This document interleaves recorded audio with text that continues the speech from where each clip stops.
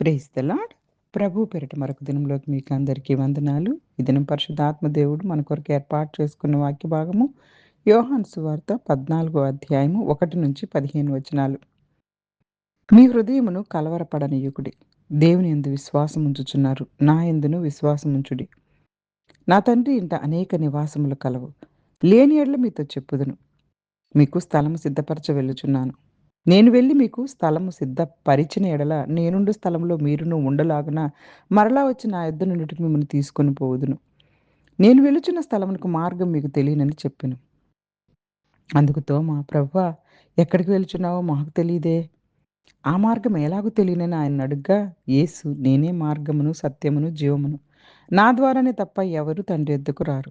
మీరు నన్ను ఎరిగి ఉంటే నా తండ్రిని ఎరిగిందురు. ఇప్పటి నుండి మీరు ఆయనను ఎరుగుదురు, ఆయనను చూచి ఉన్నారని చెప్పాను.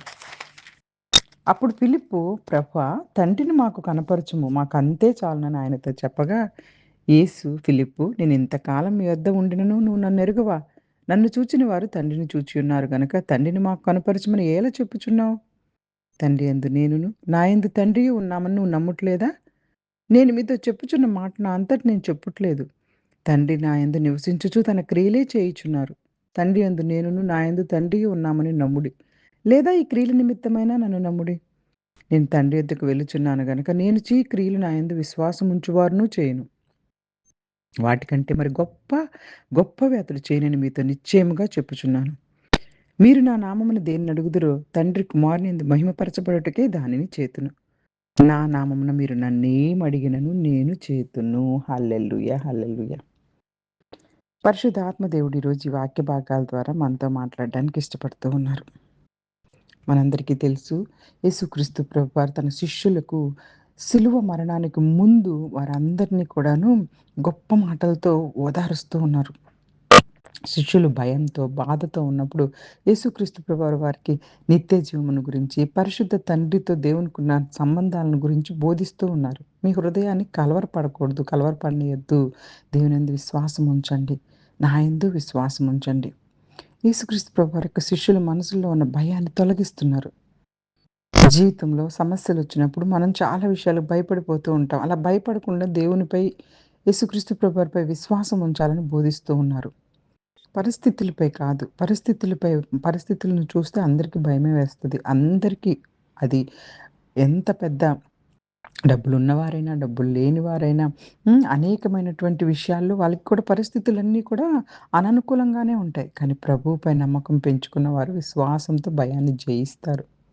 ఇక్కడ ఒక గొప్ప మాట యేసుక్రీస్తు ప్రభువారు తెలియపరుస్తున్నారు. నా తండ్రి ఇంట అనేక నివాస స్థలాలున్నాయి. నేను మీ కొరకు స్థలము సిద్ధపరచ వెళ్చున్నాను. తండ్రి ఇల్లు అంటే పరలోకం. యేసుక్రీస్తు ప్రభువారు తన ప్రజల కోసం పరలోకంలో స్థలాలు సిద్ధం చేస్తూ ఉన్నారు. ఒకరోజు ఆయన తిరిగొచ్చి మనందరినీ కూడా తనతో ఉండేలా తీసుకెళ్తారు. క్రైస్తవునికి పరలోకమే నిజమైన నిరీక్షణ. యేసు ప్రభువారు మళ్ళా తిరిగొస్తారనే నిరీక్షణే మనల్ని ప్రతి క్షణము బ్రతికిస్తుంది. ఇప్పుడు తోమా గారు అడుగుతున్నారు, ప్రభువా, ఆ మార్గం మాకు తెలీదే, చెప్తావా అని చెప్పేసి. యేసుక్రీస్తు ప్రభువారు క్లియర్‌గా చెప్తున్నారు. ఇదే గొప్ప వచనం. నేనే మార్గమును, సత్యమును, జీవమును. నా ద్వారా తప్ప ఎవ్వరు తండ్రి యొద్దకు రారు. ముఖ్యమైనటువంటి ప్రకటన బైబిల్ గ్రంథంలో. నేనే మార్గము. యేసుక్రీస్తు ప్రభువారు తప్పించి వేరే మార్గము లేదు. రక్షణకు యేసుక్రీస్తు ప్రభువారే మార్గము. నేనే సత్యము, సంపూర్ణ సత్యము యేసుక్రీస్తు ప్రభువారు.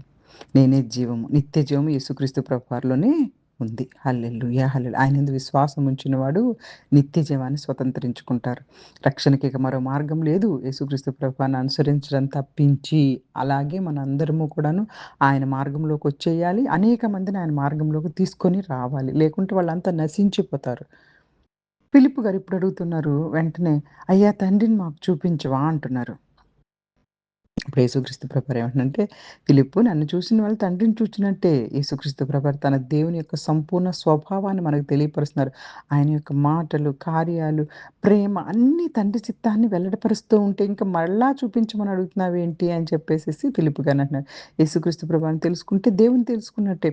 యేసుక్రీస్తు ప్రభువారు మరి తండ్రి మధ్య ఉన్న ఏకత్వాన్ని మనం అందరం విశ్వసించాలి. యేసుక్రీస్తు ప్రభువారి తండ్రి అన్నీ కూడా విషయాలన్నీ కూడా అక్కడున్న సంబంధం అంతా కూడా తెలియపరుస్తూ ఉన్నారు. నన్ను విశ్వసించువాడు నేను చేయి క్రియలు చేస్తారు. వాటికంటే గొప్ప వాటిని చేస్తారు. ఇక్కడ గొప్పవి అంటే ఏదో చాలా రకాలైనటువంటి యేసుక్రీస్తు ప్రభువారు చేసిన అద్భుతాల కంటే ఇంకా కొత్త కొత్త అద్భుతాలు చేయాలని కాదు గానీ, యేసుక్రీస్తు ప్రభువారు పరలోకానికెళ్ళిన తర్వాత పరిశుద్ధాత్మ ద్వారా సువార్త ప్రపంచమంతటా వ్యాపించటం అనేదే పరిచర్య. గొప్ప వాటిని చేయటం అంటే యేసుక్రీస్తు ప్రభువారిని గురించి చెప్పటమే అది. అది గొప్ప పరిచర్య మనకి. ఇంక గొప్పవి చేయడం అంటే ఇంగేదో గొప్ప గొప్పగా యేసుక్రీస్తు ప్రభువారు గనక అంటే కుంటివారిని బాగు చేసేసారు, గుడ్డివారిని బాగు చేసేసారు, చెయ్యి లేని వారికి చెయ్యినిచ్చేసారు, లేతే చనిపోయిన వారిని ఈటికన్నిటికంటే ఇంకా ఏదో అద్భుతాలు చేయాలని కాదు యేసుక్రీస్తు ప్రభువారు చెప్తుంది. సువార్త పరిచర్య చేయటమే గొప్ప అద్భుతము, ఆనందము, దేవునికి ఇష్టమైన పని. ఆ పనిలో నువ్వున్నావంటే గొప్పవి చేస్తున్నావని దేవుడు తెలియపరుస్తున్నారు. దేవుడు ప్రతి విశ్వాసి యేసుక్రీస్తు ప్రభువైన ప్రతి విశ్వాసిని తన సేవలో ఉపయోగించుకుంటారు. మనం కూడా పరిశుద్ధాత్మ శక్తితో సేవ చేయాలి. మీరు నా నామమున ఏదైనా అడిగిన యెడల నేను చేయుదును. యేసుక్రీస్తు నామంలో ప్రార్థించటం అంటే ఆయన చిత్తానికి అనుగుణంగా ఆయన మహిమ కోసం ప్రార్థించాలి. ప్రార్థన విశ్వాసంతో ఉండాలి. దేవుని చిత్తానికి అనుగుణమైన ప్రార్థనలో ఆయన సమాధానమిస్తారు. మీరు నన్ను ప్రేమించిన యెడల నా ఆజ్ఞలు గైకొనుడి. హల్లెలూయా! యేసుక్రీస్తు ప్రభువుని ప్రేమించడం అంటే మాటల్లో మాత్రమే కాదు, ఆయన ఆజ్ఞలను పాటించి విధేయత ద్వారా అది మనకి కనిపించాలి. కాబట్టి ఇక్కడ ఈ వాక్య భాగాల ద్వారా మనందరికీ దేవుడు వాక్యాన్ని ఆచరించడం క్రైస్తవులకి ముఖ్యమైనటువంటి విషయం. కష్టాల్లో భయపడకుండా విశ్వాసంలో ఉండాలి. పరలోకం విశ్వాసులకు నిజమైన నిరీక్షణ. యేసుక్రీస్తు ప్రభువు తండ్రి దగ్గరికి తీసుకెళ్ళే ఏకైక మార్గం. యేసుక్రీస్తు ప్రభువుని చూసిన వారు తండ్రిని చూసినట్టే. విశ్వాసి పరిశుద్ధాత్మ శక్తితో దేవునికి సేవ చేయాలి. యేసు నామములో ఆయన చిత్తానికి అనుగుణంగా మనం అందరము ప్రార్థించేవారిలో ఉండాలి. యేసుక్రీస్తు ప్రభువుని ప్రేమించడం అంటే ఆయన ఆజ్ఞలను పాటించటమే. మన హృదయాలు కలవరపడినప్పుడు ఈ వచనాన్ని మనం జ్ఞాపకం చేసుకోవాలి. ప్రభువుని నమ్మండి, కలవరపడనీయకుడి. ప్రతిరోజు దేవుని వాక్యాన్ని చదివి దానికి విధేయతగా జీవిస్తే మన హృదయాలు ఇక కలవరపడాల్సిన పని లేదు. మన ప్రార్థనలు దేవుని చిత్తము మరియు ఆయన మహిమను కేంద్రంగా ఉంచాలి. పరలోక నిరీక్షణతో విశ్వాసంలో స్థిరంగా కొనసాగాలని కోరుకుంటూ చిన్ని వాక్యాన్ని దేవుడు ఆశీర్వదించి దీవించునుగాక. ఆమేన్. God bless you all. God bless you all.